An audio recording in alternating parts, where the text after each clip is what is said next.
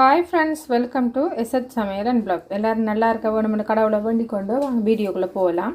நான் உங்களுக்கு சுண்டங்காயும் இறால் கருவாடும் வச்சு ஒரு தொக்கு செய்து காட்டப்புறேன். அதை எப்படி செய்யுதுன்னு பார்க்கலாம் வாங்க. அதுக்கு முதல்ல இறால் கருவாட்டில் உள்ள தலை எல்லாத்தையும் எடுத்துட்டு சுடுதண்ணி விட்டு ஒரு 10-15 நிமிஷம் ஊற விட போகிறேன். அதுக்கு அடுத்ததாக சுண்டங்காயில் உள்ள இந்த தடி எல்லாத்தையும் நின்றுட்டு சுண்டங்காயை தனியாக கலட்டி எடுப்பேன். கலட்டி எடுத்துகிட்டு என்ன செய்வேன்னு பார்ப்பேன். ஒரு உரலில் கொஞ்சம் சுண்டைக்காயை போட்டு வச்சுருக்கேன். இனி இதை ஒவ்வொரு தட்டிட்டு ஒரு கிண்ணத்தில் தண்ணிக்குள்ளே உப்பு போட்டு எடுத்துருக்கேன். சுண்டைக்காயை தட்டி இந்த தண்ணிக்குள்ளே போடுவேன். உப்பு போட்டு வைக்கிறதால கயறு ஊறாமல் இருக்கும்.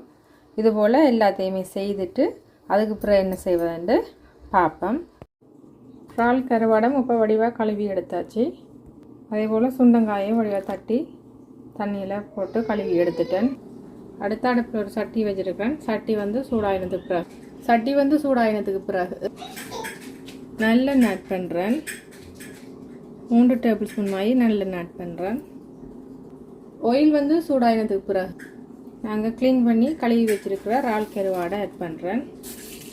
இறால் கருவாடுக்கு பதிலாக இறால் கூட ஆட் பண்ணலாம். இதை மிக்ஸ் பண்ணி விடுவேன். நான் நல்லெண்ணெய் ஆட் பண்ணியிருக்கிறேன். நீங்கள் உங்களுக்கு விருப்பமான எண்ணெயில் ஆட் பண்ண விருப்பம்னா ஆட் பண்ணுங்க. இறால் கருவாடை நல்லா பொரியட்டும். இறால் கருவாடை பொரிஞ்சிட்டு ஒரு பாத்திரத்தில் மாற்றி எடுப்பேன். மாற்றி எடுத்துட்டு அடுத்து என்ன செய்வதுண்டு பார்ப்பேன். அதே ஆயிலில் கொஞ்சமாக பெருஞ்சீரகம் ஆட் பண்ணுறேன். அடுத்ததாக ஒரு நட்டு கருவேப்பிலை ஆட் பண்ணுறேன். இப்போ நல்லா அதை மிக்ஸ் பண்ணி விடுவேன். மிக்ஸ் பண்ணின பிறகு ஒரு மீடியம் சைஸ் வெங்காயத்தை இந்த மாதிரி கட் பண்ணி வச்சுருக்கிறேன். வெங்காயத்தை ஆட் பண்ணுறேன். வெங்காயம் நிறைய ஆட் பண்ணுறது குறைய ஆட் பண்ணுறது உங்களோட விருப்பம் தான். ஒனியன் வதங்குறதுக்காக கொஞ்சமாக உப்பு தூள் ஆட் பண்ணுறேன். இப்போ இதை நல்லா மிக்ஸ் பண்ணி விடுவேன். வெங்காயம் நல்லா வதங்கி வரட்டும். வெங்காயம் வதங்கினது பிறகு பார்ப்போம்.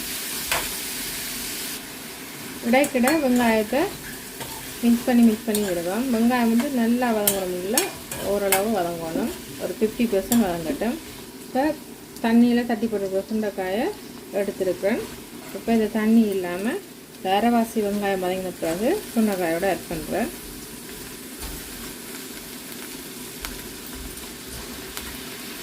இது நான் எல்லா சீட்ஸுமே எடுக்கையில் இதில் அரைவாசி சீட்ஸ் இருக்குது. அதோடு தான் சுண்டைக்காயை செய்கிறேன்.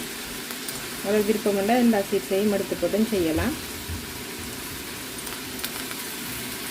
இப்போ இதை நல்லா மிக்ஸ் பண்ணி விடுவேன். சுண்டைக்காயில் நிறைய சத்துக்கள் இருக்குது. ஸ்பெஷலி டயபெட்டிஸ் வர இந்த சுண்டைக்காய் கிழமையில் 2 தரம் 3 தரம் எடுத்து வந்தால் டயபெட்டிஸ் குறைவாக இருக்கும். இப்போ இந்த சுண்டங்காயும் நல்லா சேர்ந்து வதங்கி வரட்டும். இப்போ இந்த வதங்கினது பிறகு அடுத்ததாக ஒரு மீடியம் சைஸ் தக்காளி பழத்தை சின்ன கட் பண்ணி எடுத்துருக்கேன். அதை ஆட் பண்ணுவோம். தக்காளி பழத்தையும் போட்டு நல்லா ஒருக்கா மிக்ஸ் பண்ணி விடுவோம். அதோடய நாங்கள் பொரிச்சு வச்சுருக்கிற இறால் கருவாடையும் ஆட் பண்ணுவோம். இப்போ நல்லா ஒருக்கா மிக்ஸ் பண்ணி விடுவோம். இறால் கருவாடுக்கு பதிலாக நாங்கள் இறாலும் ஆட் பண்ணலாம். இப்படி கருவாடு இறால் எல்லாம் ஆட் பண்ணி செய்கிறோம்னு சொன்னால் இந்த கசப்பு இருந்தாலும் இறாலோட சுவையில் அதை சாப்பிட்டுடலாம். இதை நல்லா இருக்கா மிக்ஸ் பண்ணி விடுவோம். அடுத்து தக்காளியும் நல்லா வதங்கிட்டு இப்போ குழம்பு மிளகாத்தூள் 2 டேபிள் ஸ்பூன் போடுறேன். உங்களோட காரத்துக்கு ஏற்ற மாதிரி நீங்கள் போட்டுக்கொள்ளுங்க. தூள் ஆட் பண்ணினது பிறகு நாங்கள் அடுப்பை ஓப்பன் பண்ணி விட்டுட்டு தான் மிக்ஸ் பண்ணணும். இதை ஆல்ரெடி வறுத்து அரைச்ச தூளோட வடிவாக இதை நாங்கள் எண்ணெயில் கண்ணெயில் வைக்க வேண்டிய அவசியம் இல்லை. இதுக்கு தேவையான அளவுக்கு உப்பு கல் ஆட் பண்ணுறேன். இறால் கருவாட்டிலையும் உப்பு இருக்கிற வடிவாக நாங்கள் வெங்காயம் வதக்கும் போதும் உப்பு ஆட் பண்ணியிருக்கோம். அதுக்கேற்ற மாதிரி உப்பை பார்த்து கூட்டி குறைச்சி கொள்ள வேண்டும். அடுத்ததாக பலாப்புளி கரைச்சி வச்சுருக்கிறேன். உங்களோட புளிப்பு சுவைக்கு ஏற்ற மாதிரி புளியை கூட்டி குறைச்சி கொள்ளுங்க. இப்போ கொஞ்சமாக தண்ணி ஆட் பண்ணுறேன். உங்களுக்கு விருப்பமெல்லாம் ஆட் பண்ணுங்கள். இல்லை தேவையில் கொஞ்சமாக ஆட் பண்ணியிருக்கிறேன். இப்போ இதை நல்லா ஒருக்கா மிக்ஸ் பண்ணி விடுவேன். மிக்ஸ் பண்ணிவிட்டு நல்லா இதை கொதிக்க வைப்போம். இது தொக்கண்ட வடிவாக நல்லா பிரண்டு வரணும். நல்லா மிக்ஸ் பண்ணிவிட்டு மூடி போட்டு தொக்கு பதம் வரும் வரையும் கொதிக்க வச்செடுப்பேன். இப்போ வந்து ஓப்பன் பண்ணி பார்ப்பேன். நான் வந்து இடைக்கிட மிக்ஸ் பண்ணி விட்டேன். நான் 2 தரம். இப்போ பார்த்தீங்கன்னா நல்ல தொக்கு பதத்துக்கு வந்துச்சு. இந்த ஸ்டேஜில் அடுப்பு ஆஃப் பண்ணுவோம்.